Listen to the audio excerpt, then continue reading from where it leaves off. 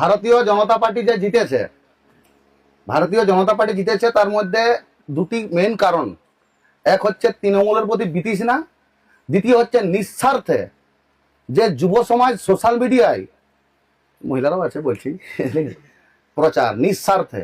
কারণ আজ যদি ভারতীয় জনতা পার্টি না জিতত, এইখানে অনেক ছানা বসে আছে যাদের এখন শ্মশানে ঘাস ফুটে যেত।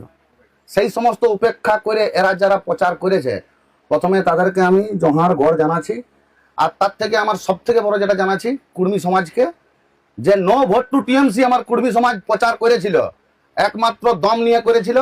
আর আমি পাশে ছিলি, সঙ্গে ছিলি, টুকটাক পারেছিলি, আমার মতন আর অনেক ছানা, সেই সমস্ত কুর্মী কমিউনিটিকে আমি জোহার গড় জানাচ্ছি। আর বর্তমান উনি যেটা বললেন, যে ওনার কথা আমি অনেকগুলা শুনলাম, তো বিষয় গেছে যে বলছে কোনো প্রধানমন্ত্রী এতদিন থাকে নাই, ওকে ওভারটেক করেছে। কিন্তু দাদা, নরেন্দ্র দামোদর দাস মোদী, ওর কাছে একটা জিনিসে হার আছে, সেই ব্রিটিশ মায়াছানার সঙ্গে সিগারেট টানতেও এখনো পারে নাই। কি জওহরলাল নেহরু না কি বললি, ওইটা কংগ্রেস করে গেছিল, কিন্তু ওই করে নাই।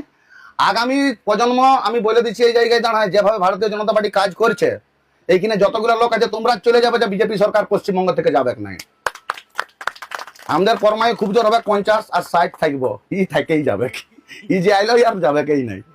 আর সব থেকে মেন ব্যাপার, যে সোশ্যাল মিডিয়া টিমের জন্য যে ধ্রুবতা যেটা করেছে আজকে, যে সম্মানটা, যে সোশ্যাল মিডিয়া টিম কিভাবে কাজ করেছে, সমাজের এখনকার পোস্টার গাড়িয়ে পেরাইন যাচ্ছে, যে আমার দোকানে সোনা কিনো মুখ কিছু, কেউ শুনে নাই, এই একটা গাড়ি পেরাইন চলে গেল, কিন্তু ফোনটা সবাই ঘাঁটে।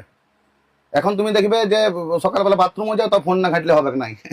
তো সেই রকম তো সোশ্যাল মিডিয়া টিমটাকে যে একটা সম্মান দেওয়া প্রয়োজন, সেটা যেটা ধ্রুবতা করেছে, তার জন্য ধ্রুবতাকে আমার যথেষ্ট ভালোবাসা। আর খুব ভালো লাগলো তোমরা সবাই আছো, আমি তো এত কিছু জানি না, উনি যেটা বলেছেন। আর বাদ বাকি আমি একটাই কথা বলবো, যে আমাদের যে জায়গাগুলো আমরা আছি, যে মানুষগুলো সোশ্যাল মিডিয়া টিম, আমরা চলে যাব, যে বিজেপি সরকার যাবে নাই, কিন্তু সেই জায়গাটা আমরাকেই ধরে রাখতে হবে। ওই কিসের মাধ্যমে উনি যেটা বললেন, যে সমস্ত প্রকল্পগুলো, যে সমস্ত কার্যক্রমগুলা যেটা শুভেন্দুদা আমাদেরকে দিচ্ছে, ওইগুলাকে আমরা প্রতিটা গরিব মানুষের কাছে পৌঁছায় দিতে হবে। আর কি কিছু বরণ ফরণ করবে, একটু করে লো আসো।